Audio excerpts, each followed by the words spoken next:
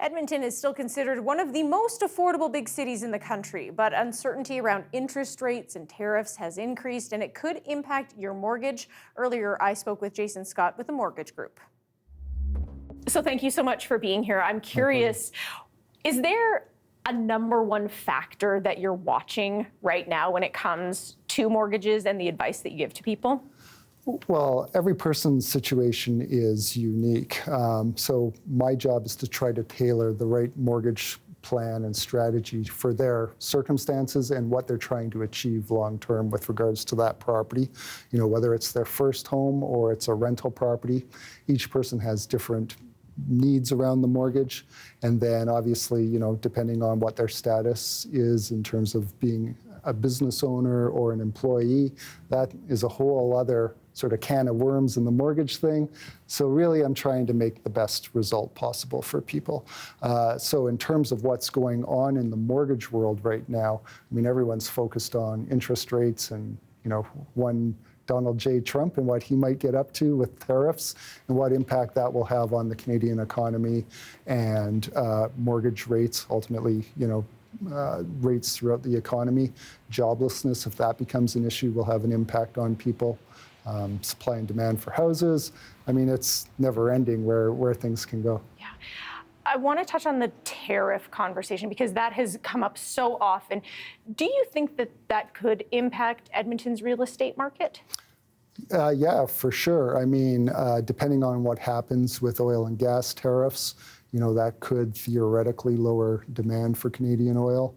Obviously, international oil prices always have a huge impact on Alberta's economy and our local housing market. So, I mean, that's always in flux, you know, even in a normal economic cycle. Yeah. When you look at the interest rate as it stands right now, and I know from the research that I've done is March could, you know, we're not really sure what's going to happen in the next few weeks because, again, when we talk about tariffs, things like that. When it comes to people's different situations, is it better to go fixed term? Is it better to go variable? What? I know it's on a case by case basis, but is there general? It depends. Is the underlying word there. So I mean, the question is, what will the Bank of Canada do in March? I probably think nothing, right? But who knows?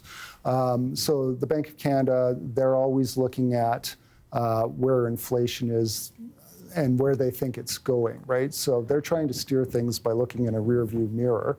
And so if inflation is below 3%, they're happy. Ideally, it's at 2%.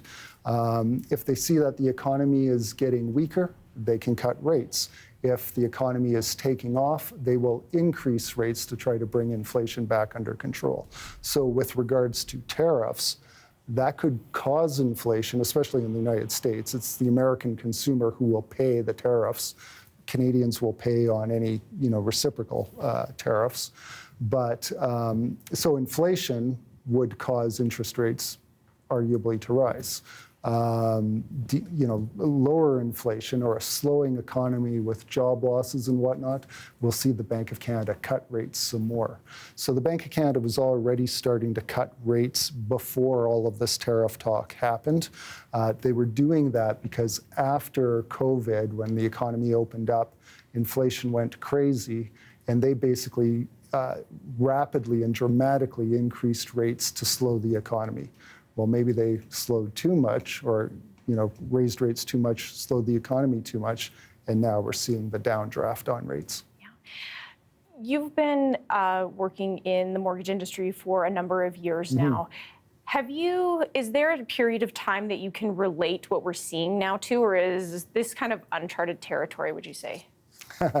Well, I think in terms of Edmonton's housing economy or housing market, it kind of feels to me like it's 2005, 2006. You know, people are moving here from across the country, much like they did in the early 2000s. There's lots of jobs. There's not a whole lot of housing inventory right now. And so last year we saw prices increase. This year, we're already off to a super busy market. There are many multiple offers out there. I was talking to realtor friends where there's only about 1,000 single-family homes listed on MLS. And normally that would be 3,000 or 4,000, right? So from a housing perspective, we're very, very busy, very healthy right now. So where we go from here, who knows, of course. Right. And like you had said, everybody is in a different situation, and there are a number of factors that you're watching. Yeah. Jason, thank you so much for joining us. I really appreciate it. Yeah, my pleasure.